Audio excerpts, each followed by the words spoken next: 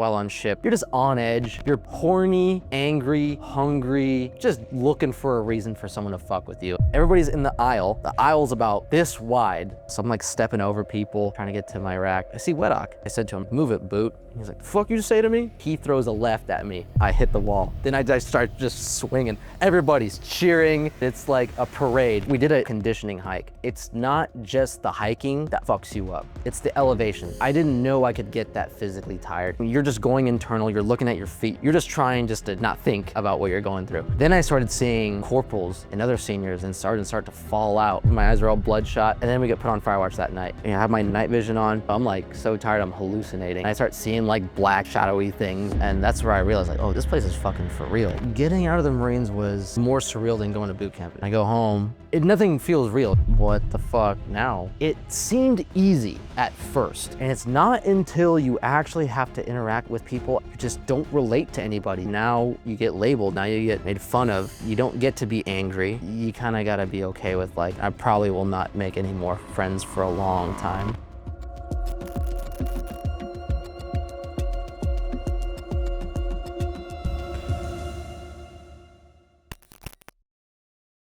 Yeah, so my name is Roger Michael Hall. I was in the United States Marine Corps. I served from 2017 to 2022. And I was a mortarman, 0341.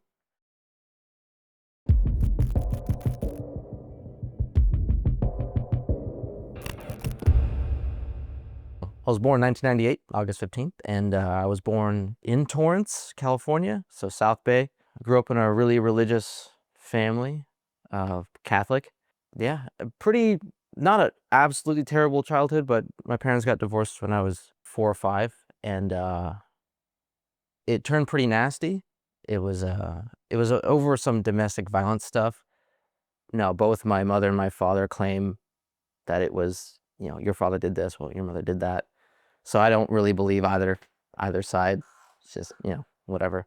But Child Protective Services got involved, so every time I had to see my mom for like a visit, it would be supervised by a social worker. Yeah, that was pretty rough up until I was about 12 or 13. And then finally the visitations didn't have to be supervised. And all the while, my dad got custody of us, which is pretty rare in California. And so I grew up mainly with him. I'd see my mom like every other week or so. Eventually, when I got older, when I was a teenager, I would go spend the summers with her up in Sacramento. And the chaos of the household definitely set me up for the military, but specifically the Marines, because the Marines, I think maybe about 4 or 5 people out of the hundreds that I've met that actually have complete families. You know what I mean? Everybody comes from a broken home. But I would say there's no like real like one massive event, but more so just butting heads with my dad. And I was pretty ruthless, and he had his moments, and I definitely learned how to be angry and resentful, and the typical Marine phenotype. Aside from that, like I grew up in a pretty conservative, red-blooded American, household, so I kind of really bought into the idea that I had to contribute to my country from a pretty young age. So I was pretty set from like I think 12 or 13. The reason why I joined the Marine Corps, and it was an obvious choice. There's no other branch for me. I liked that not everybody could do it. I liked how hard they made it sound, and it's true. It is hard, and it's just the name Marine. It's just when you say it, when you tell people it, when it's like in movies and video games and stuff like that, it's like it was always a step above everything else. So it was the best, and I wanted to be with, generally the best. I'd always used to make my Legos fight, and like I would create battlefields with them, stuff like that. I used like my sister's toys, and it's just the silliest thing. And then I think Halo came out, and that just solidified I got to see like the Master Chief, just like this ruthless beast of a man, go kill a bunch of aliens.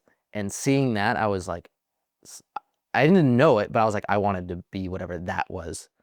And then time goes on, like started getting into, my dad would take me shooting and stuff like that. And getting involved with guns and shooting. I was like, yeah, like this is cool. Like, I started watching like movies like Saving Private Ryan. Then that stuff like that really got me fired up. And I was like, I could definitely see myself like being in the military.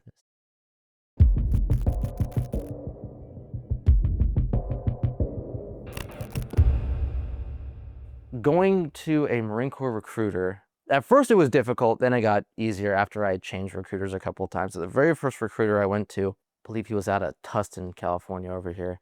And he was a numbers guy for sure. And they all are, but he was blatantly like, he's just trying to get you in and get you to fuck off somewhere else. And he was, I told him, I was like, hey, I'm not interested in signing anything that isn't an infantry contract. And he didn't like that. He wanted me to go as some like fuel guy. I don't really know what it was, some super pogue job. And then after a while of me not like showing up and just because I knew I wasn't going to go anywhere with this guy, he would be blowing up my phone 2-3 times a day for a month. And my family started getting really angry about that, and they ended up calling him and were like, hey, he better leave him alone. Like, this is getting out of hand. So that was pretty discouraging because I expected more from a recruiter, to be a little more professional. But then I ended up going to Westminster, and I met a recruiter over there, and he was super like, listen, man, like, whatever you want to do, I'll see what I can do for you. So I wasn't in the pulley program very long, maybe I think 2 months, and then I shipped off. But yeah, that wasn't a bad experience. He definitely gave me fair warning that the infantry was going to be, it was going to suck. It was going to, it was going to be difficult. And so, but he kept it real. He let me pick, and he got me my contract. So heading to boot camp, you have all these like expectations, and if you were anything like me, you watch a bunch of YouTube videos on like what boot camp's going to be like. You're asking vets a bunch of questions. You're asking your recruiter a bunch of questions. And so I thought I had a pretty good idea, but on that bus ride to MCRD, I was like, this isn't real. Like, none of this is real. And I was pretty scared, but I was like a numb type of scared because I just was just like, they're just gonna drop me off in the middle of somewhere in California, and this is all I'm gonna wake up or something like that. And so it wasn't real until we pull up to MCRD, and they made us put our head between our legs so we couldn't.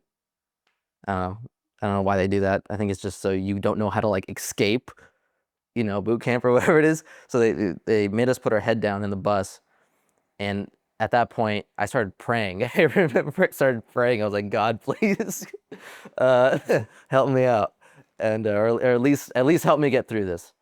And so on the way to MCRD, we stopped at this Denny's in San Clemente. We can see it right off the 5, and there's that big sign. And they told us, they pulled up. They said, you can only order these particular items. I think like they gave you like a meal ticket that was like on like this little printout that like paid for like $25 of your meal. And I couldn't eat a thing. I was so scared that I was gonna they're gonna haze me immediately when I arrive. So I'm just gonna vomit all this stuff up. And then I look over and there's people ordering like milkshakes and like donuts and pancakes and shit. And I'm like, you guys are fucking idiots. Like, and funny enough, I mean, like, there's dudes who eventually, if they fucked up, like I saw a couple guys throw up their strawberry milkshake, that night. And but yeah, that Denny's still there. I pass it all the time, and I refuse to eat there. So in boot camp is just, if you don't have stores for boot camp, you fucked up. It's everything is just a movie. There's just so many different things. So The one thing, or I should say the first thing that I remember most vividly is the moment I got sick. And if you've ever been to boot camp, everybody gets super, super sick with, I think they call it like boot camp crud, or I don't know, there's some term for it. But I remember it was like my second or third week, and I'm like sprinting out of the chow hall because they're telling us to go to the pull-up bars. They always made us eat a bunch of food and run to the pull-up bars just so we would weigh more so we can like get stronger in doing our pull-ups. And plus they did it just so someone would throw up or, something would happen. So I remember that moment, and I started coughing, and I was like, I'm fucked. Like I'm gonna get, like I can't breathe. Like I have like shit running down my nose. Um, and that plays into the story where, since everybody's sick, everybody's like coughing stuff up and hacking it out, and there's like little spit and boogers everywhere on the asphalt. And I remember one morning we woke up and we were gonna get marched to the chow hall, and we all fall into our ranks into formation, and I'm in the front rank, and the drill instructor is like looking off somewhere, and I can see him. I can feel like my mouth is full of snot and shit. And I look at him, and I'm like, it's just, when he's not looking, I'm spitting on the ground. And I don't know how this guy saw it. He whips his head, and he's, oh, he's like, you spit, didn't you? And there's a mound of shit right there. I was like, yes, sir. And he made me pick it up and put it in my pocket. And we didn't wash our camis for a couple days, so that pocket was out of commission. So that was fucking gross. Um, let me think of another story. I would say, can I just start reeling off stories? Yeah. Okay. Start spitting them out. Okay. Another story is, not long after that, from the booger story, that was Staff Sergeant Burrell. And me and him got really well acquainted because he was just always catch me specifically fucking up. And usually you want to stay low key, you want to be under the radar, but I just couldn't get away from this guy. And a part of boot camp is that you're not allowed to touch your face.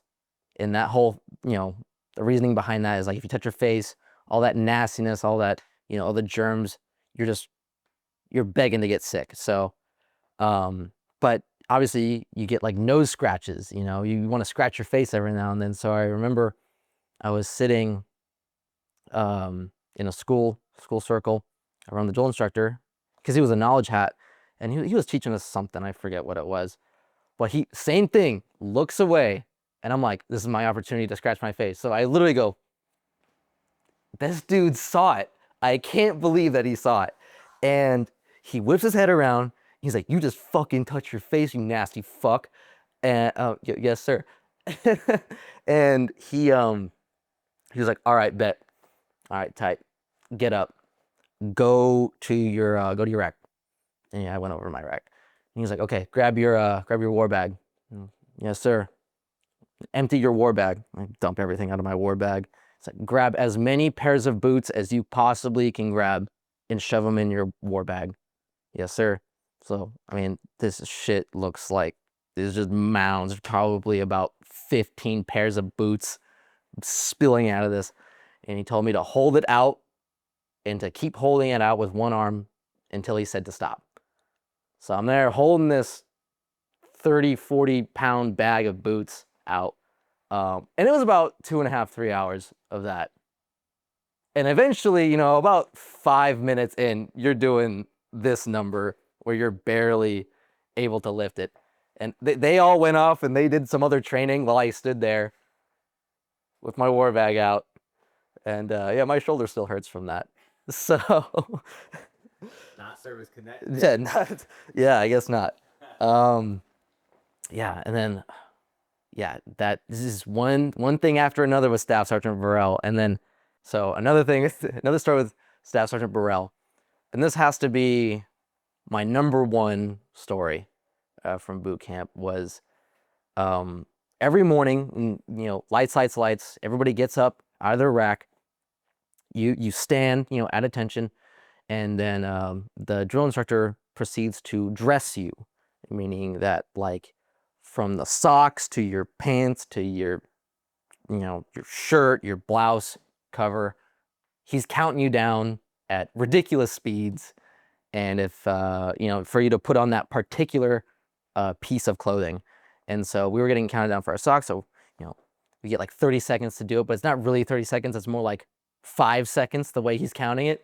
1, 2, 3, 4, 5, 6, 7, stuff like that.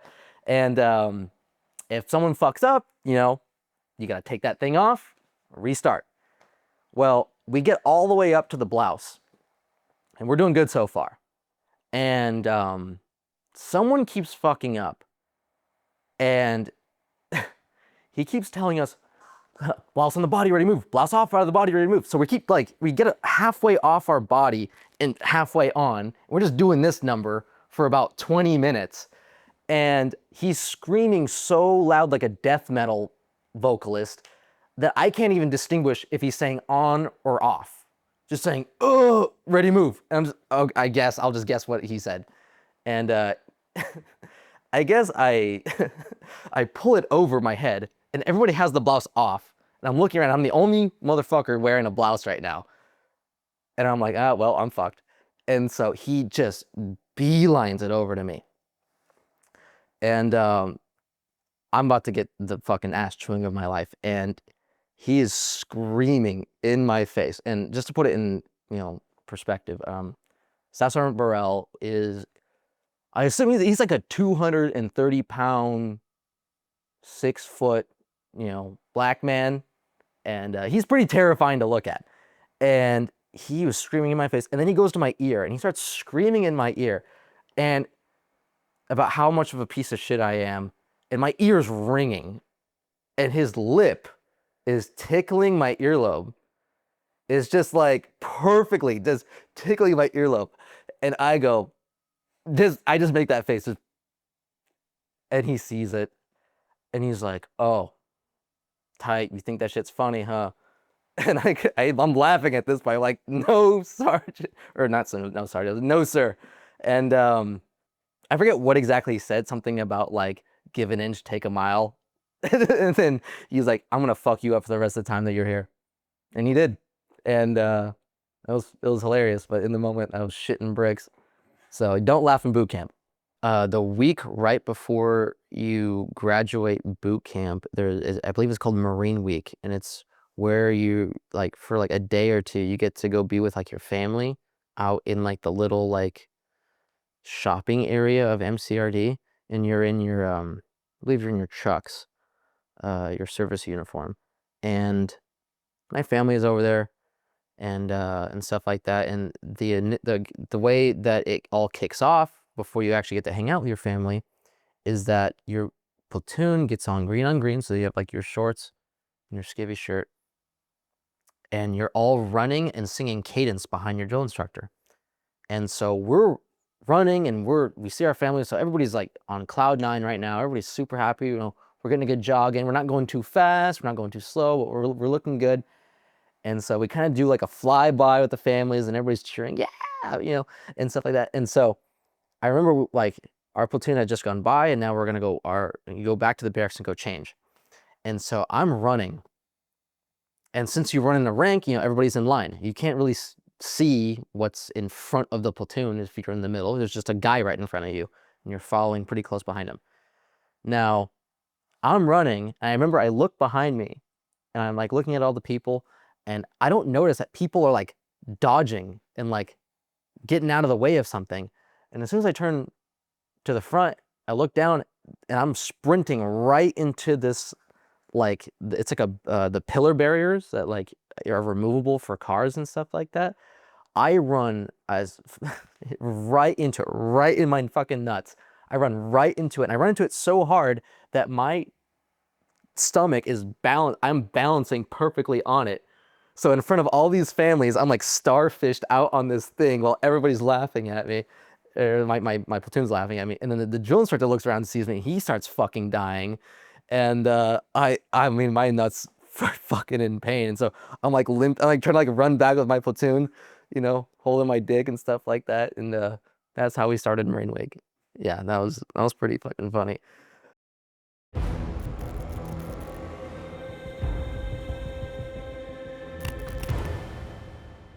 So after I graduated ITB, I checked into 3rd Battalion, 5th Marines, into weapons company, 81's platoon. Thumper was the call sign, and that was terrifying because we're hearing from our combat instructors while we were still in ITB that, a lot of the shit that we're doing and what we're fucking up in the schoolhouse, that shit is just not gonna fly over there. It's like, it's time to be a real man. And so we get over there and we're scared shitless, and our seniors are all humongous 6'3" ginormous super mutant freaks. And then for some reason, my whole peer group for the most part is a bunch of like 5'6", 130-pound just little freakazoids. We can't even fight back if we wanted to. And so, one of our seniors comes up, just towers over us, and like, all right, he has a big fat lip, and all right, get the fuck over there. We're gonna do all your paperwork. So we're in the CP, doing all the admin stuff, and then so we did that for a few days. So the first few days were actually kind of chill. It wasn't until like maybe like the 4th day of that week, so it was like a Thursday, that we were now, I guess, eligible to like PT with the platoon. And yeah, they made sure that we got PT. They took us, I forget the area, but it's San Mateo anyway. So there's like a helipad. I mean, they made us run up that helipad, cross the weather vane. And I remember I vomited because I was a little bitch at the time. I couldn't run worth shit. But it was, yeah, the making us run was, they just made us run forever. And to make it even harder, like, you throw on some kit, or carry a log with you. Oh my fuck, that shit was so fucking hard. After hitting the fleet, the first major training exercise that we did was Mountain Warfare Training Center, Bridgeport. And I gotta say, that was the hardest thing that I have, to this day, I've ever done physically. That was absolutely brutal. We did the summer package, but it was still fucking cold at night. And it's even harder if you're a boot. And so I would say, yeah, that was pretty nuts, having to hike all that, especially being like as sickly as we were. Going up to Bridgeport, it's not just the hiking that fucks you up. It's the elevation, especially if you're from Southern California like me. That elevation, there's no oxygen. I remember we did like a 3-mile conditioning hike, and seeing like even like my seniors, I mean, they didn't really show, but I could tell they were hurting too. It was just a 3-mile. These guys are in good shape. And it's just like, damn, like we got to do this for longer and for a month. Like, we're fucked. And we're like, the boots are, and the way that they were able to like haze us without them getting paperwork was that they would just put us on like endless fire watch.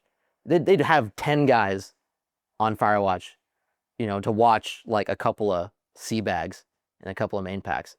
And so I remember our first major movement was, I believe, to this place called LZ Oriole. And it was about an 8.5, 9.5 hour hike. And that was, I didn't know I could get that physically tired. And as we're hiking, you're just going internal, you're looking at your feet, you're kicking a rock, you're just trying just to catch your breath and just not think about what you're going through. And then I started seeing like corporals and other seniors and sergeants start to fall out. And I hadn't fallen out yet. And that's where I realized, like, oh, this place is fucking for real. Like, I see even these guys fucking like falling down and, like not wanting to get back up, and oh, my back, something slipped. And you can tell some people are like faking it. And then, so we complete the hike, and we still aren't allowed to like rack out even for like a little bit. So we're, we get up there, we're doing a bunch of other training stuff. I can barely keep my freaking eyes open. My eyes are all bloodshot. And then we get put on fire watch that night. And I have my nods, my night vision on, and I'm seeing shit at this point. So I'm like so tired, I'm hallucinating. And I start seeing like black shadowy things. I'm like, the fuck is going on. And you know, my buddy who's I'm on fire watch with, I'm like, hey, are you hearing weird shit? And turns out that you know, people say that there's like ghosts and stuff out there, and you know, weird stuff. And I don't know if I believe it, but that was definitely one of the crazy nights where everybody was like, either they saw something or they heard something, or talking about like what are those like Native American things, like skinwalkers and stuff like that. It's real, just making up stories and shit like that all night. The point of the training wasn't necessarily about killing and eating stuff out there. It was more so how to just live in that environment as a Marine. So first and foremost, what I at least took from it was just how to hike, how to walk, how to be in the right mental state to even do something as physical as that. Especially when you're humping your main pack, you know, you're carrying your Kevlar, you're carrying your rifle, you're carrying all the gun gear that, you know, that you're expected to carry. Like there's no truck that's going to carry that for you. You're carrying a cannon for hours, you know? And other than that, like they taught us how to like cross rivers, and like they showed us how to do like a couple like knots and tie some rope, and how to like safely get like a platoon across, or like an area where there's a body of water. And we even did like a I forget what exactly it is, but they tied a rope over a river, and like there's no harness, there's no nothing. I mean, you're just grabbing that rope and you're going over this river. I mean, people's mags were falling out, shit like that. So yeah, that was pretty intense. And it's also like the weather itself. So it liked to fucking piss on us, especially, you know, as soon as we start setting up our bivouac site, we're getting ready to go to sleep, and there's just rain. And it's just like, you really felt like a Marine out there. I guess it was like the best part, but also the worst part was that like, if anything could go wrong in the field, it was there. And you know, you were just sleep deprived, you were hungry, you know, you're fucking running out of toilet paper. You're sending butt fucking loads of Firewatch. You're getting pulled off and told to do like monkey fuckers and squats and push-ups by your squad leader if you know, dropped like the sight box on the hike, you know, and you picked it back up real quick. Like they're still gonna fuck you up for that. Like one guy dropped a base plate, and that guy didn't sleep for like 2 days. So the living conditions, yeah, they were just what you had on you. So you had your bivy sack, you had your sleeping bag, and you had your poncho liner. No tents. You had to make a tent if you wanted one with a tarp. And so it was always a rush to find the best branch on a tree, you know. So if you had to go take a shit out in Bridgeport, they issued us these things called wag bags, and they are like plastic, like bags, where like it has like a little like Ziploc kind of like thing on it, and you're supposed to just like shit in this bag, and then like kind of like squeeze it together and then carry it with you. And and you know, obviously like everybody's like, I'm just gonna wait until we get done with this field op, head back to base camp so I can take a shit. Well, usually that's about like a week, you know, of not shitting, and then also a week of eating MREs. And so eventually everyone is, you know, you can tell everyone's suffering, like everybody has to take a shit. So you see guys like, fucking, I'm gonna shit in this wag bag. And then it turns into this competition where we're all shitting to this bag, and we're like, yo, see how heavy my shit is. And so we're like weighing each other's bags of shit, like, damn, that shit's crazy. And I'll never forget, like, and a lot of guys, like, you're not supposed to bury anything. It's supposed to be like some like nature reserve that the Marines are just allowed to go, from what I understand. It's like you're just allowed to go out there. But I think technically the Marine Corps doesn't own it. Or so you're not allowed to dig out there. You're not allowed to like bury anything. So, but guys would do that. Guys would like try to bury their shit. But they always had red hats out there that I guess were like experts at finding. At least that's what they told us, that they would find it. So we were always super scared. So anyway, we resorted to carrying it in our pack. And I remember carrying my own shit for the first time.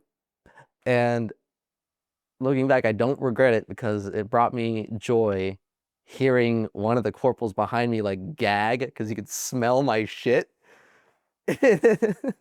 So that was pretty funny. And that's where I started really developing like my really dark sense of humor, you know, is like just being in the shittiest shit conditions and just like that brought me joy. Like, yeah, smell my shit, you fuck.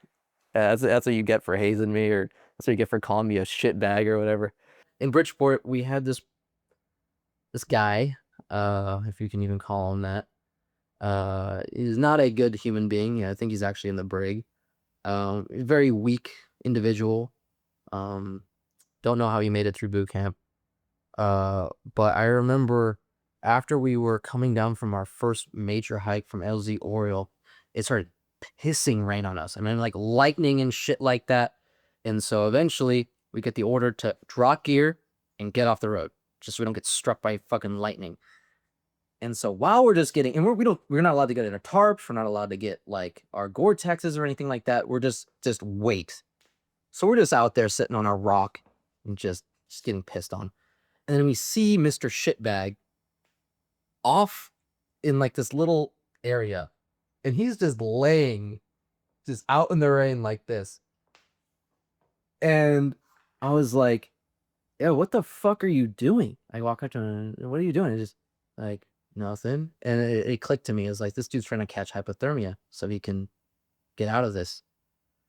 So we grab him and we make sure that he does not catch hypothermia so he can suffer like the rest of us. And yeah, I mean, and there's tons of stories about guys like, you know, I personally didn't see this, but there's guys like we heard like trying to piss on themselves at night so they could like freeze and get out of that. I know I had a moment of weakness where I considered kind of like, you know, bailing out of that training because it got, at least for me, and maybe I was being a bitch, but I mean it was tough. I thought about, I remember I was hiking one time, I had the base plate and both my shoulders are going numb at this point because it's so heavy. And at least with my pack and everything else I have on, I think I was also carrying some like radio equipment that typically I would not carry. And I remember we were walking along this mountain and it was like not quite a sheer drop, but it was like angled enough to where if I tripped down it, I would break a couple things. And I remember just being like, I could just get out of this right now and just trip. And I remember having that in my mind, just like, just trip right now. Like you'll live. You get medevaced out here. And I just remember kind of like, I can't do that. And I just kept walking. And that was the only time I ever even sort of considered like hurting myself to get out of training. But it was I'm actually kind of very proud of that moment because I remember I was like, no, I'm tougher. I'm tougher than whatever it is that I'm doing. And it made me feel pretty proud. And I assume that a lot of Marines like me definitely had that moment too where like, man, I just want to bitch out right now because this fucking sucks. But you find out a lot about yourself, you know, in those moments. And if you just stick it a little longer, like you'll make it. So yeah. After we completed mountain warfare training, there was a couple other training events we had to do, like we went to 29 Palms for like 2-3 weeks to range 400, and you know it's another check in the box for pre-deployment stuff. In 2019 May, we embarked on the 11th MEU, where we stopped first in Hawaii, then we went to Thailand, Kuwait, Jordan, Japan, and Guam. And yeah, that was, you know, I've only ever done 2 deployments, but that was the most awesome, most memorable deployment I've ever done. And aside from, you know, Bridgeport, I really got to like feel like, you know, a Marine generally speaking. So the first thing that we do is that we stop in Hawaii, and it's a blast. I mean, Hawaii is beautiful. I've never been to Hawaii, and a lot of these guys are some corn-fed fucks who, you know, probably had never even seen a picture of Hawaii in their life.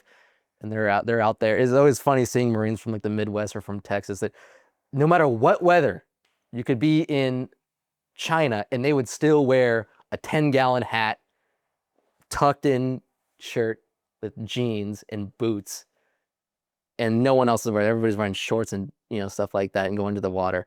But Hawaii is the first place where I stopped, and then I got my NJP there. And that was because while I was outside of the hull of the ship, I was on my phone, and you weren't allowed to be on your phone for some like OPSEC reasons. And but everybody's doing it, even officers, even staff NCOs and stuff like that. They're out there, they're on their phones, you know, telling their wives they love them, and texting. And I was out there, I was trying to hide it, and then like the Navy MPs came up, and they grabbed me, and they were like, "Hey, you need to go tell your gunny or whatever it is that we just caught you on your phone." And I remember just being like, "Nah, fuck you, like Navy fucking assholes, like you ain't gonna do shit." And I blew it off. And then I'm still out there, I'm hanging out. I mean, I'm off my phone at this point. I'm just chilling. And eventually I'm gonna go back inside. As soon as I go back inside, Master Sergeant right by my rack, and I'm like, it's fucking over. I'm about to get my ass handed to me. And so he blasts me, and it gets passed on to my gun. And if you ever served in the military, you know that you never want it to go that high in the chain of command. You always want to start your problems as low as possible. You always want to pass up to your squad leader, then to the platoon sergeant, then to the, you know, so on and so forth. So having it come from the top down made it look real bad. And well, what ended up happening was I got told that, like, hey, I think it was from my squad leader. He's like, hey, you know, they want to NJP you, but they said that if you go through the Naval Security Force course, where you learn a bunch of cool stuff, but they end up OC spraying you, that they'll drop it. And so I was like, okay, cool. Like I'll do it. I'll do it to not get NJP'd. So I ended up going through their course, which was super sick. I learned a bunch of non-lethal techniques, and that's not something that everybody got to do. I got to go shoot with the Navy on, you know, on the top deck. You know, got to do night shoots. It's my first time shooting with an M9. Got to meet a bunch of cool people, and you know, it was a great time. And then when it finally came down to the testing day, where you know it's all accumulative, and you know they OC spray you, and then they make you go through this gauntlet. They do it in the hangar, and I didn't realize that. I thought it was gonna be like a kind of a closed event where, you know, like it would just be the people who were in the class. Well, turns out, I don't know. I guess everyone that was at least in the infantry in my unit got told that I was gonna get fucked up. Not even I knew this. And so everybody's out there. All the platoons are out there. And I get OC sprayed, and immediately I regret saying yes to doing this, because that shit sucks really fucking bad. Feels like your face is melting. And I go through this gauntlet, and I'm supposed to like disarm someone. I'm supposed to hit someone with this like baton. I'm supposed to do a takedown and arrest someone. And then I eventually have to like wrestle this guy who's in this bomb suit looking thing. And so I just get the shit beat out of me the whole way. And everybody's laughing at me. Everybody's cheering. I mean, it's all in good fun now I look back, but just having me just like, and just four guys just kind of just going to town on me. And yeah, that was interesting. And they still NJP'd me, by the way. They didn't take it off. So yeah, I just got beat up for nothing. So after we left Hawaii, and after I got NJP'd, they were nice enough to allow me to keep most of my livo privileges for when I went to Thailand, except that instead of everybody else, they were allowed to go get hotel rooms and spend the night out in Thailand for like the next 3.5 something days. But I had to be back at ship by, I believe, like 10 p.m., 9 p.m. every day. And so, which, you know, I'll take it. But going out into Thailand was, man, that was incredible. That was, not only is it beautiful, not only, you know, do you see a lot of cool things, they have like tigers and like stuff that are like, you know, shot up with drugs to sedate them basically, and you can go up and pet up and stuff like that. So, but just, you have a bunch of like 18, 19, 20-year-olds who aren't allowed to have a drink at home, but as soon as they're over here, the chain of command lifted that, and everyone was pretty much allowed to drink, and people are just getting fucked up out of their fucking minds. Even some of the like the leadership guys, like I remember there was one staff NCO that was running barefoot. I don't know where his shoes went, no shirt, just running up and down the strip. I don't know what he was doing. That shit was fucking funny seeing him go crazy like that. All the officers, they're buying shots for everybody. You see guys getting tattoos. You see some guys sometimes going into like the massage parlors you're not supposed to go into. Yeah, it was just Las Vegas on meth. One time, one of my buddies, we're cruising around with him, and he's this guy. I'm not gonna mention his name, but he's kind of a short guy, and but he has like little man syndrome. Like he's a beast. Like he's awesome. He's jacked, super funny. He's very nice. But you get him drinking, and he's a little shit starter. So part of being in Thailand, especially at night, people start, like the locals, they have like this big laminated sheet that they'll like walk up to you, and in their broken English, they're like explaining to you like, well, come to this bar and have a drink. Well, if you don't want to do that, so we'll come to this massage parlor, and they're showing you all the girls that they got over there, and they're showing like they have like pictures of like, you know, girls' pussies with like ping pong balls flying out and like doing stuff with bananas and stuff like that. And he's fucked up, and he got real tired of them getting like real tired of them approaching him about it. And he came up with this thing. He did this multiple times. They'd come up to him, and he'd be like, he'd like look really interested. And he's like, cool. And they're talking like, and he goes, oh, great. Can I see that real quick? And you're like, sure. So he grabs it, and he just throws it as far as he could, just frisbee. And he's, fuck you. And he just sprints off into some alley. And he did that about 4 or 5 times. And that shit was so fucking funny every single time. After we left Thailand, we started heading for Kuwait. I think it was like close to like 50 days till we hit Kuwait. And I remember those days specifically being kind of rough. Guys are kind of already getting anxious. So it's like a month in of just being trapped in like this like metal soup can of a ship, you know, fights are starting to happen. Living in the berthings is just like a gulag. Now, there's a common area that all the platoons are responsible for keeping clean. Then there's the restrooms. And then there's obviously the individual living quarters and stuff like that. Now, they're stacked 4 or 5 high. Someone farts 4 aisles down, you're smelling that shit. You're hearing every little thing that you can possibly hear. And living on ship, everything is very structured by your squad leader, by usually the squad leaders from multiple platoons of whoever it is that you're living with. They get together and they try to create a schedule. Now, so every day you wake up, especially as a boot, and you're cleaning. You're cleaning the head. You're cleaning, on top of pipes and stuff like that. It gets real nasty in there for no real.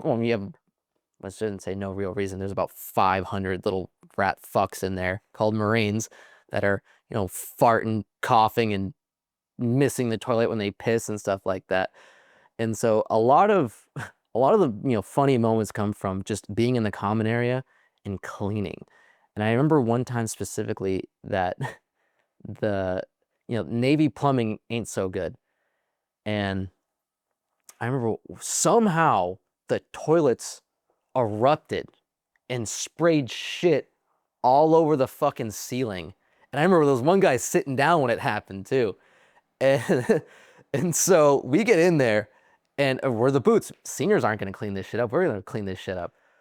And I remember one of my buddies, his name's Weddock. He's a cop right now, and out in Redondo. And he obviously there's shit on this thing, so it's like dripping shit and piss and water. And he creates like a hefty bag skirt with like a hefty bag hood. He's just in a trash bag. And he's like with buckets of water throwing shit up at the ceiling, trying to get this piece of shit that's stuck up there. And and it's just hours of just doing stupid shit like that. So we did that. And then usually our seniors would find something wrong with one of the common areas because they got to inspect it. And if we failed inspection or someone fucked up in any sort of way, fire watch was their go-to punishment.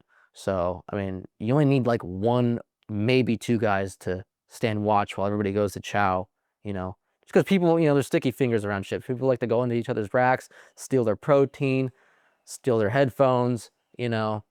It's gangland out there. So, but our seniors would sometimes, we once had like, I think 12 to 15 guys at one time on watch, which is ridiculous because we're all wearing the covers. We all have our blouse on. We all have the glow belt on, and we're crammed in this area. So it's like mostly everyone's just on fire watch, just standing. We're not allowed to sit. And it's just a bunch of like mental little fuck games like that. It's just to fuck with you, just so you don't sit down. And communication on ship with the outside world is usually through letters. And usually when we had a RAS or a resupply, that's what everybody was fiending for, because usually guys would get like little snacks, get letters from their girl. I know I got a few nice letters, you know, from my family, and you know, my girlfriend at the time, you write something, you know, a little explicit in there, and it was like some of the greatest. It was good, and that's where it was a place where you really appreciated everything you got. All you had, what was with you. That's it, and it turned kind of just primal. I don't know, like guys bartering for stuff. I know vape juice was like a huge thing. You could get away with murder if you had a vape on you, and some new dip. You know, you could sell dip for like $50 a can if you wanted to, if not more. But yeah, it's and every now and then you could buy like these like AT&T little prepaid cards, and there's like a cell phone that was in the gym, and you could sit there, you know, dial it, you know, dial the number and stuff like that. And there's a whole process of doing it. And I probably spent like $500 on those cards just calling home. And that I wouldn't have made it if, not that I wouldn't have made it, but it made it easier to be able to hear the voice of like my loved ones and stuff like that. So, but I feel kind of bad. There's a lot of guys who don't have anybody. It's going back to like, you know, people who come from broken homes. A lot of times, like there ain't nobody except for who's around them.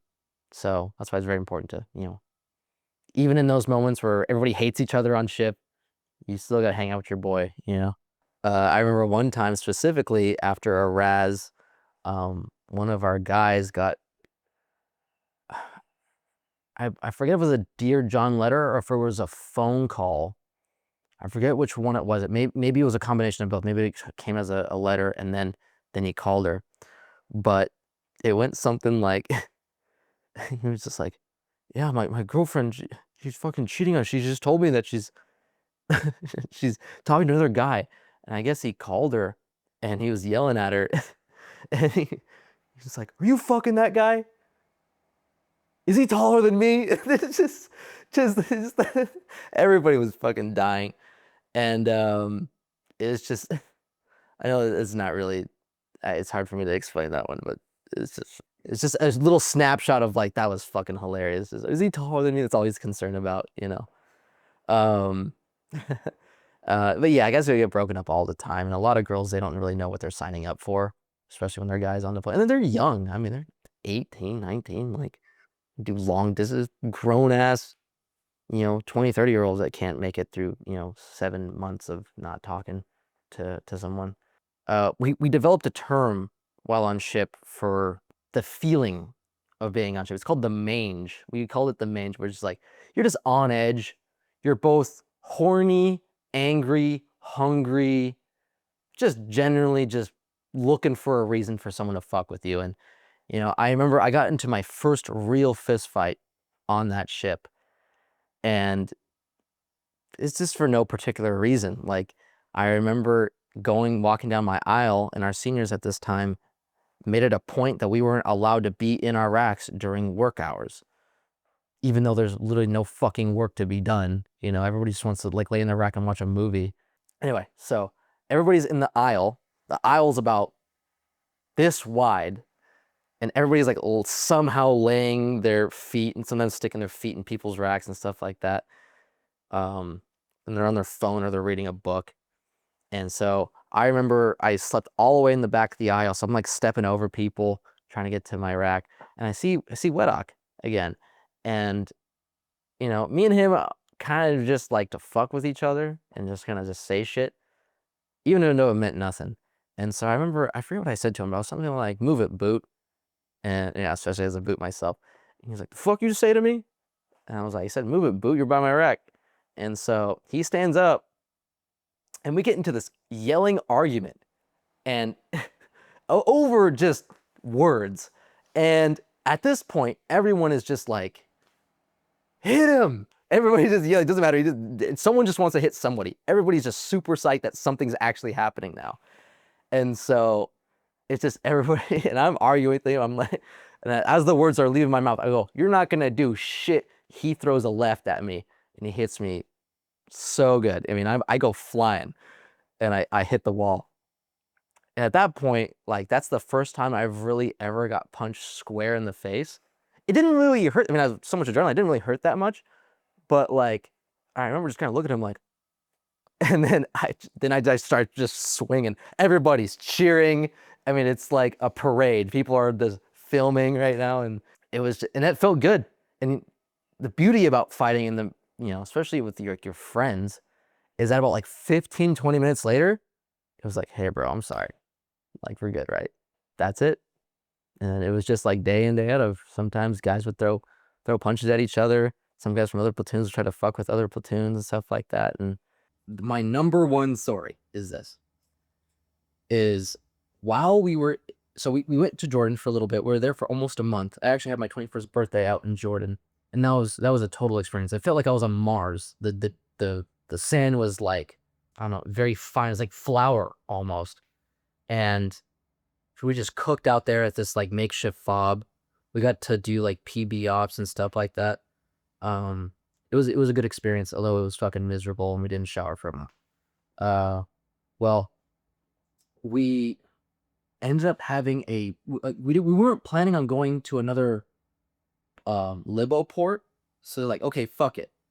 We're gonna have our own libo port here at the naval base that our ship docked in Jordan. And they did this thing called a beer on the pier. And so somehow these guys were able to like, or our Chinook was able to get a bunch of like locals to drive a bunch of alcohol to us. 'Cause, I mean, it's a Muslim country, so alcohol is not really easy to get out there. Well, they brought us a bunch of beer, a bunch of wine, and stuff like that, and they're selling them for ridiculous prices, like $20 a fucking bottle. I mean, someone bought like a 30 rack for like over $100, and we were only allotted 3 drinks, I think. And there's guys just getting, these guys are getting hammered. There's people in the porta potty, like Navy girls with Marines are getting fucked in the porta potty and shit like that. You see the porta potty, fucking, just shit like that. Shit was so fucking funny.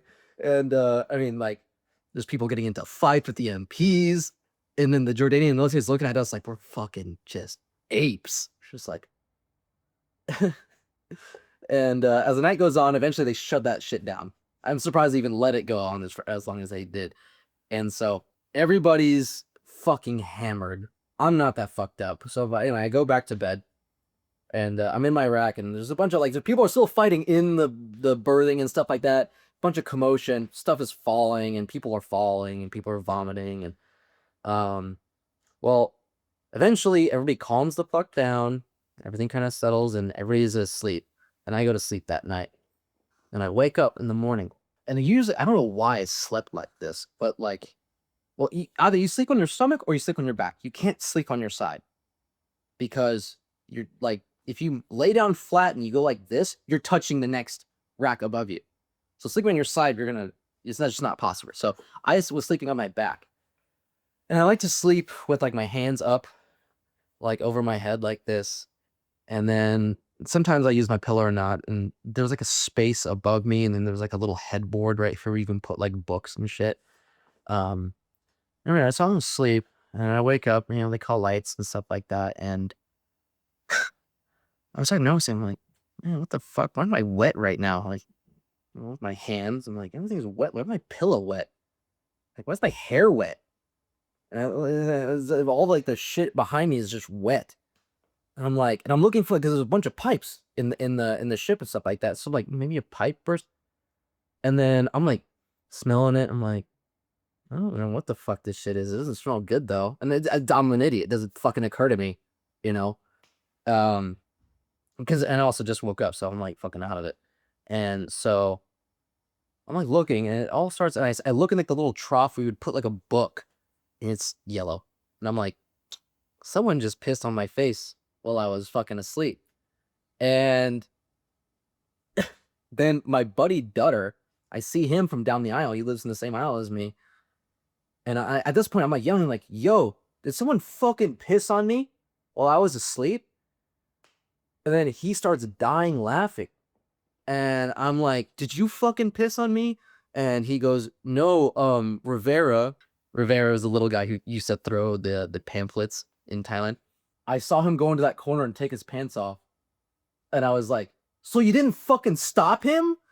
Like, the fuck is the matter with you? And so eventually he comes around the corner, he's all hungover and shit, because he got blasted that night. And I pull him aside, and I was so angry that people told me I should have fought him, but I was just so angry that I just didn't even want to do that. I was just like, you're gonna take care of this, or I'm gonna kill you. And so, yeah, he washed my sheets, and that just became the fucking joke in my platoon that I'm just the guy who gets fucking peed on. And so, yeah, man, that was just not something I expected to deal with. On both deployments, I mean, there's something called ship goggles. And so ship goggles is just your standards of female attractiveness starts to go really fucking far down the longer that you're on ship.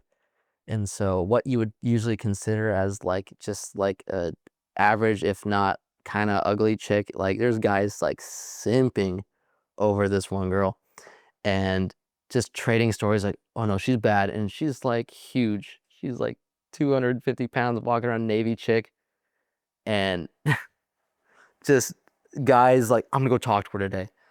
And just hearing stories about that. There's some busted girl with no teeth or one tooth or something like that. And guys are just going crazy. And I remember the porn and the jerking off was some really unhinged shit. It got to the point, usually it started out with guys doing it at night and, really, really quiet with your headphones in. And you can kind of tell because the light is kind of shining through the blinds. You can see like the silhouette of a boner and stuff like that. And eventually guys just don't give a shit and they'll just do it during the day. And you can see that sometimes the curtain doesn't always like cover your whole body. So sometimes their feet is just exposed. You can see people's toes curl and stuff like that. And you hear the beating getting faster and stuff. And then I remember one time, it was my buddy. He was jerking off, and we all knew. And we're like, we're gonna go fuck with him. So we rip open his shit, and he's there just dick in hand, just hasn't skipped a beat. He's just going at it. He's like, fuck you guys, I don't give a shit anymore. You guys wanna watch? Oh, and we're like, okay, we're gonna close this because this guy's crazy. And but it's just shit like that. Just little stupid fucking things like that. Stuff that in the moment you're like, man, I want to get the fuck off this piece of shit ship. Looking back, like I would do that all over again. Like I would pay money to go be on that stupid ass ship to go hang out with my friends again. Just have those moments again. So yeah, so we eventually hit Kuwait. And that was the first time being in the Middle East. And though we really didn't do a whole lot other than a couple ranges and just be sweating our fucking asses off, like that was the first time I was like, oh, I'm traveling across the world. And like the whole, like the Marine Corps is like, oh, we're gonna travel and you're gonna do all that stuff. I really felt like I was doing that. And wearing like the frogs that Marines get issues when they go to combat zones and stuff like that, even though I never really did my job, I at least looked like it, and I felt like a tremendous pride in that. And yeah, that was, and seeing camel spiders, it all started like feeling real, and that part was very, very fun. I got to eat. So yeah, another thing is that when you're on ship, especially towards the, like before you hit a port, typically there's not a bunch of food on on the ship. So guys are scrounging for food. Either they're eating stuff that they get sent in the mail, or they know someone that's in like the galley who could hook them up with some extra food.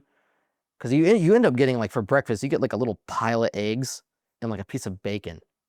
Everybody's starving. So as soon as we hit Kuwait, we go to Camp Buring, which is an army base, and we go in there, and it's just all you can eat fucking food. And there's dudes walking in there with like trays of food, and everybody's just eating, and all the army people are looking at us like we're just a bunch of homeless fucks. Just like, who the fuck are these guys? And we're just cramming ice cream and donuts and stuff like that. There's guys like shoving food in their cargo, and you can see it like dripping out of their pockets sometimes. Oh my goodness, like, yeah, it's just, that was another, moment. At the very end of the deployment, I went to Guam, and that was the first time I ever stepped foot in a strip club.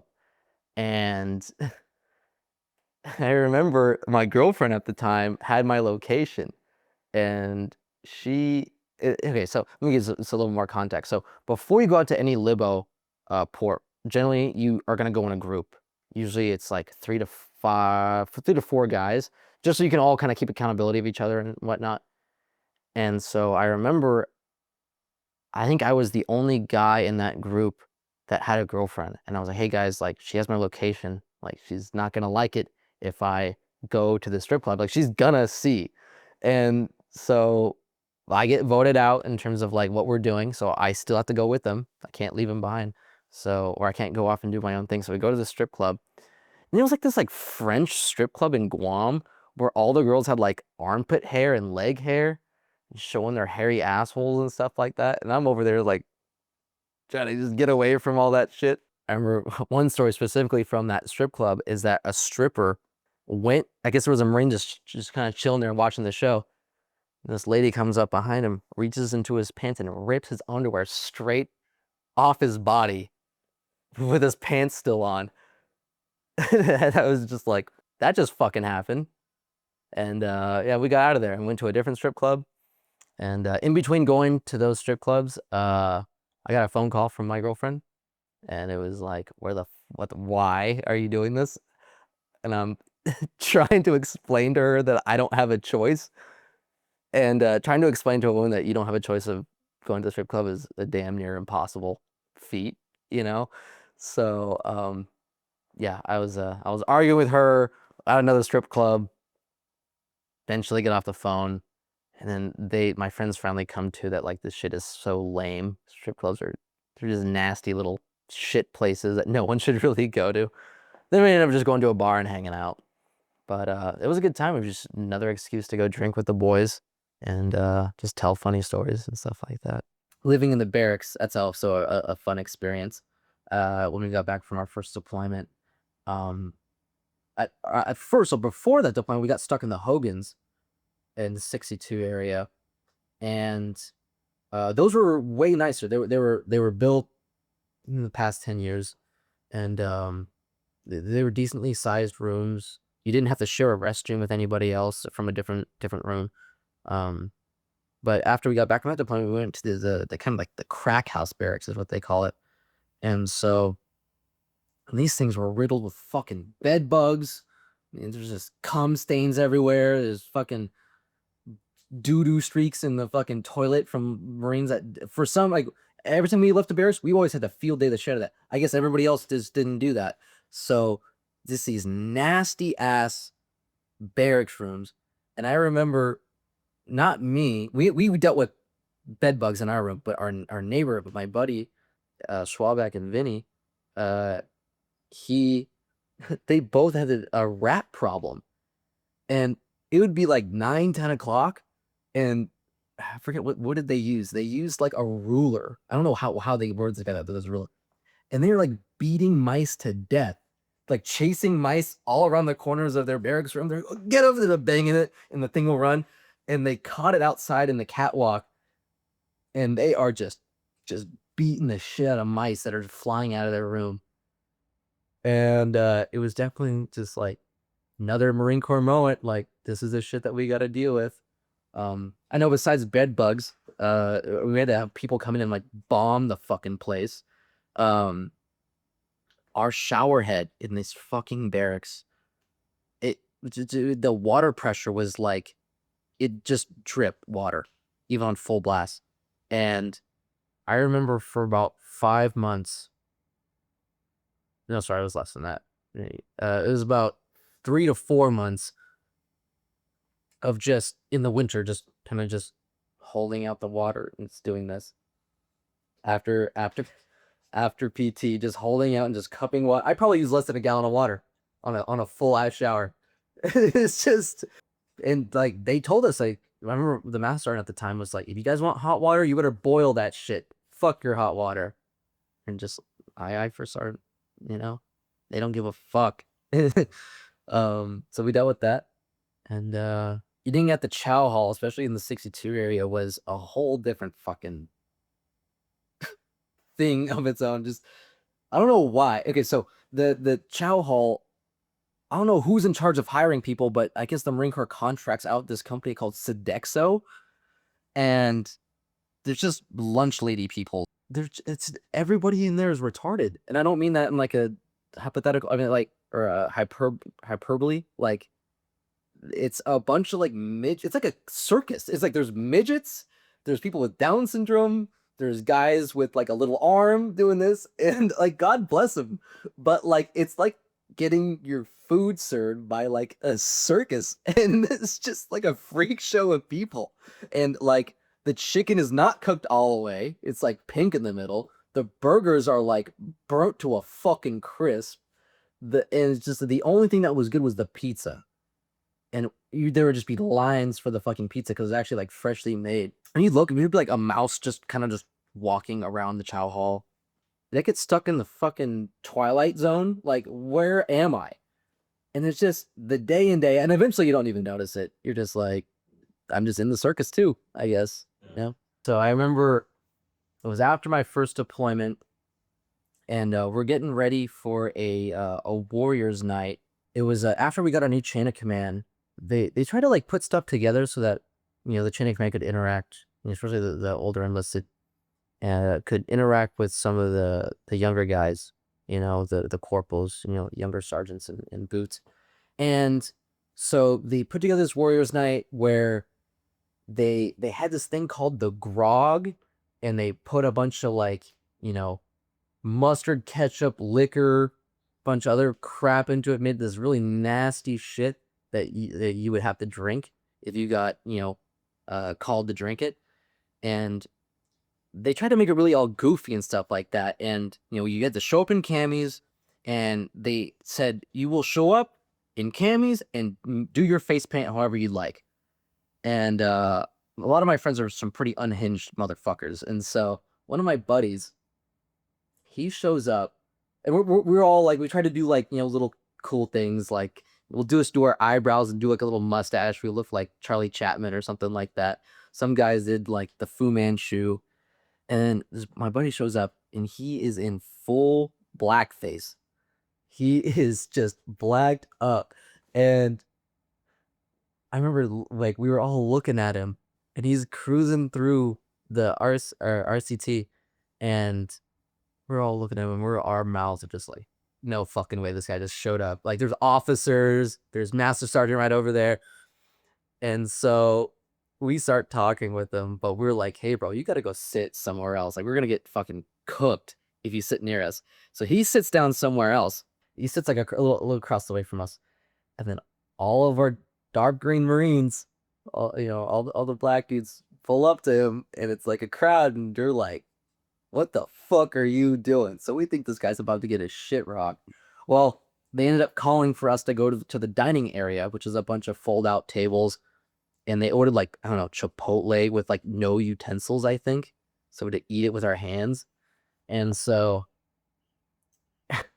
we start going through this thing, and he's there, and eventually he gets pulled from the Warriors night, and he has to go stand in front of a colonel in blackface. And this gets fucking lifed out. And funny enough, I got NJP'd for being on my phone, but he got like a 6105 for that. So fuck that guy. He should have got NJP'd for that. I remember this was while I was in guard. I hooked up with a girl while I was on my 10-day leave. And I remember like I was talking with my buddy. I'm like, yo, dude, it kind of burns, like it burns when I pee. And I'm like, a little bit. Turned out to be nothing. Thank God. And he was like, you should. I don't know if you remember, but in boot camp, Purell's a big deal. If you have like hand sanitizer, like you always want to be sanitizing your hands and stuff like that, especially in boot camp. So I always had some hand sanitizer on me, and it was like, well, you should put some hand sanitizer down your dick hole. I bet it would kill it. So I'm an idiot, and I don't want to go to like medical and I'm thinking I'm gonna get in trouble. And anyway, like I'm in the porta shitter in the middle of the night while I'm supposed to be like walking around, put a little bit of shit down my dick and it burns, and I'm like screaming in the porta john, holding my dick, and then I called him an idiot, but I'm the idiot. No real excuse for that one. Just a dumb fuck when I was younger. After I get home from my first deployment, and then about almost a year later, a little less than that, it was 6-7 months, we went to the southwest border of California and Mexico. And it was when Trump was in office, and he wanted the Marines to assist California Border Patrol out there, mainly for observation purposes, just to like stand fire watch and hold thermal vision and just radio to Border Patrol like, hey, you see guys crossing at this point. And so that was a great experience. It was the first time working with a different, at least they were like, they're paramilitary. At least that's what they said. So I had to work with some agents. I got some experience in law enforcement, working close with them. Got to I feel like I was really doing, not necessarily the job that I like signed up for, but I know I made the radio call, or at least I spotted them. I spotted this group of people that were being trafficked. It was human trafficking. And I got to radio that in, and they got apprehended and stuff like that. And it felt really good to like kind of catch a bad guy, kind of, even though technically I didn't slap the cuffs on him. But yeah, you can see people, getting tased by Border Patrol. The dogs get loose and stuff like that. I didn't see them initially cross the border wall. I believe this was Tecate, the border of Tecate, and I saw a line of people kind of sneaking through some brush, and I saw their heat signature, and at first I was like, it was like one of my first nights on post, and I was kind of like, what are those people? And eventually it all clicked. I was like, oh shit, I got to make a phone call right now. Like these are these people we're looking for. And so yeah, I told him the location, and I didn't, I was kind of nervous over the radio. I was like, and all my radio etiquette just flew out the window. They're over there, about 50 meters out or something like that. And so I saw Border Patrol pull up with their ATVs and their trucks, start surrounding them, lights go on, and everybody like cockroaches. They just scatter, and they got them all. And yeah, just seeing that firsthand, just actually doing something felt pretty good. After that, during this time, I was going through kind of what would lead into like the anxiety I would fight later on in life, and depression and stuff like that. Stuff really started to fall apart in my personal life, both in my relationships and you know just generally feeling pretty crummy. Like so the relationship that I was in at the time, I was planning on proposing and stuff like that, and it just kind of imploded. I'd like to not really go into massive detail about that. No Yeah. problem, yeah. But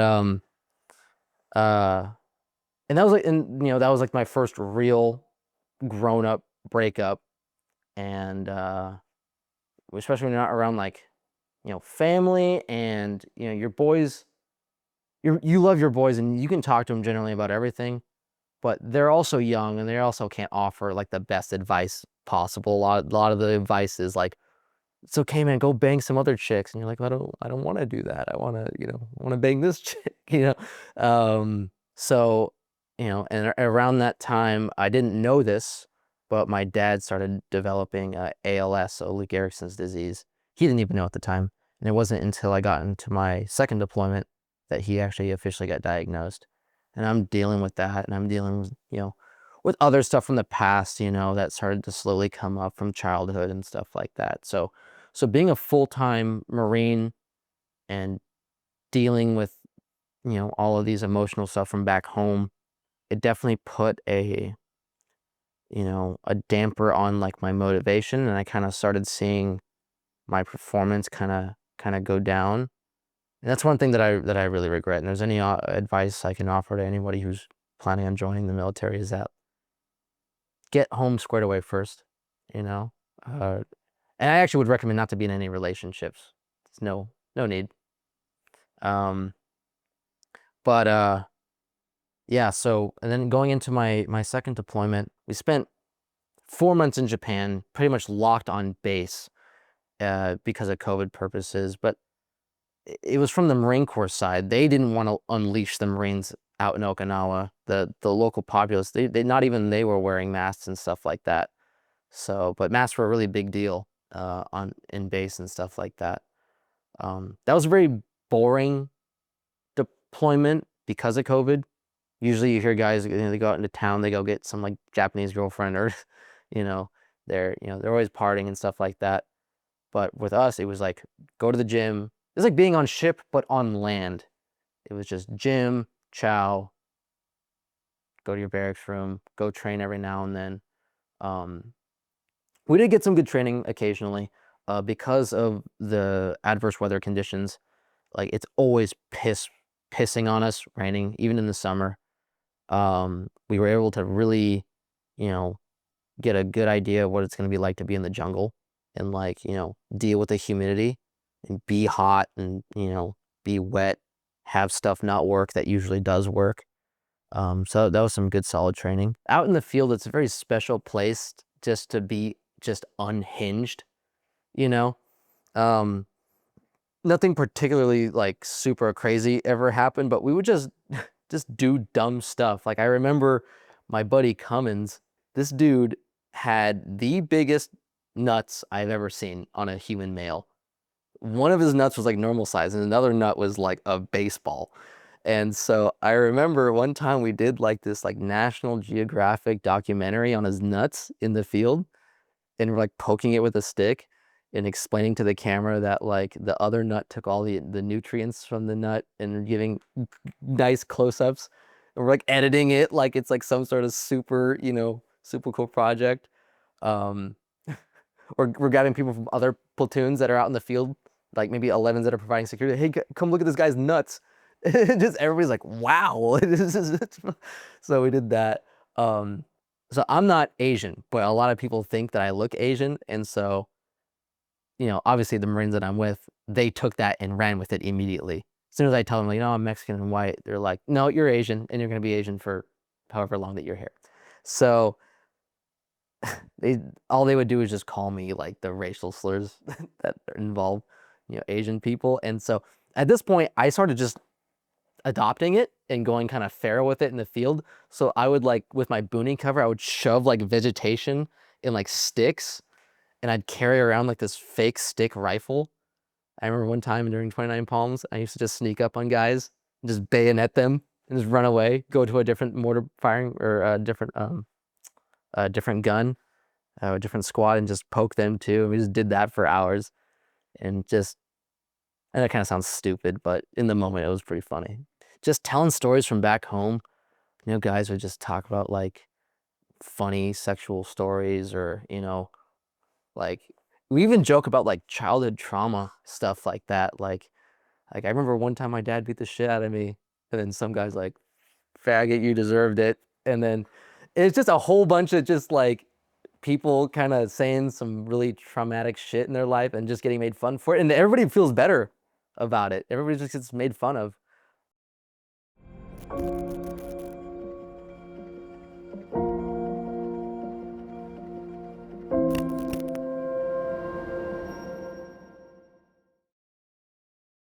was after the whole Kabul thing, you know, with us pulling out of Afghanistan. I knew guys in 2-1 that were there. I remember when it happened, we got word that, you know, it was August 26th, I believe. And I was in Japan at the time. The moment it happened, and we were all kind of wondering, like, oh shit, are we gonna go help these guys out since we're also deployed?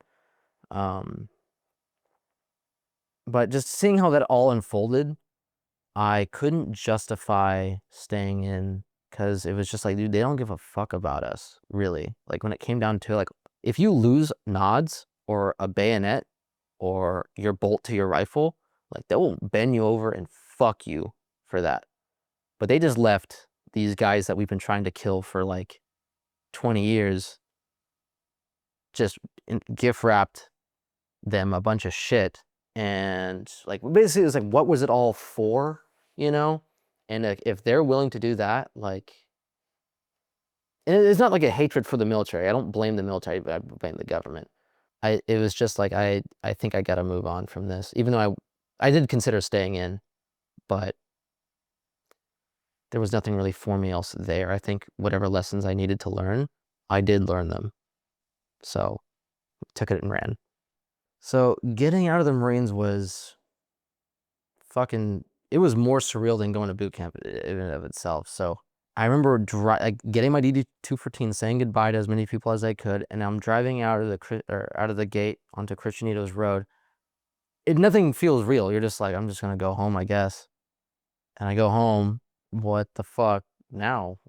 It seemed easy at first, and I remember thinking to myself, like, what are all these vets talking about? Like, not being able to integrate. Like, this is, you just don't show up to work, and it's cool. It's fun. You know, I get to fuck off and actually enjoy life a little bit. And it's not until you actually have to interact with people at like a job site or like just with people that you'd only see that, you know, you only ever see them like maybe once in a few months, like some of your friends back home. But when you come back, you just don't relate to anybody. You can't joke around. I can't talk about, you know, stupid ass shit that I'd usually debate religion with friends, or how much money would it take for me to blow a transvestite to get a Dodge Challenger? Like, I can't talk with people like that in a goofy ass way anymore. Now you get labeled. Now you get made fun of. You don't get to be angry, really. I don't know if that makes any sense, but like you don't really get to be yourself.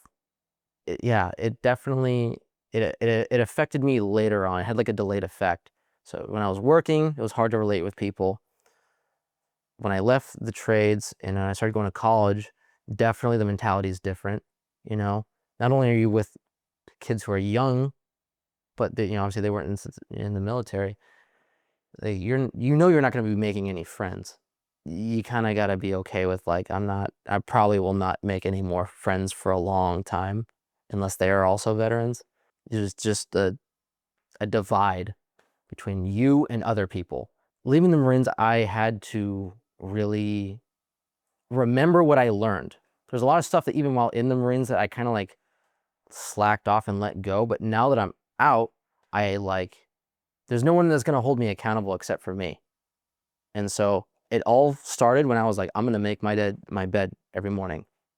And so when I keep my military like structure in like the organization and cleaning aspect of life, which helps me a lot, I'm able to like, I feel like I can grasp the world a little bit better around me and still have that structure that a lot of guys, when they get out, you know, I know people who've completely like, they let go of the military way too hard and they just do a 180 and they just become like, you know, shit bags and stuff like that. And I didn't want that to be me. So I also admitted that I probably should go to therapy to go take care of some childhood traumas, and, you know, and I talk about the military and stuff like that, and about how much structure and how much purpose I felt like I had. And that's been helping me find a new purpose, you know. For any of those who are getting out of the military, make a group chat with you and your friends. that's just make a group chat. It'll force you guys to talk with one another. We definitely, when I made my group chat, I remember particularly one time this guy, he was going through a lot, and he texted in the group chat what he was going through, and we took care of him. So don't lose contact with your friends ever.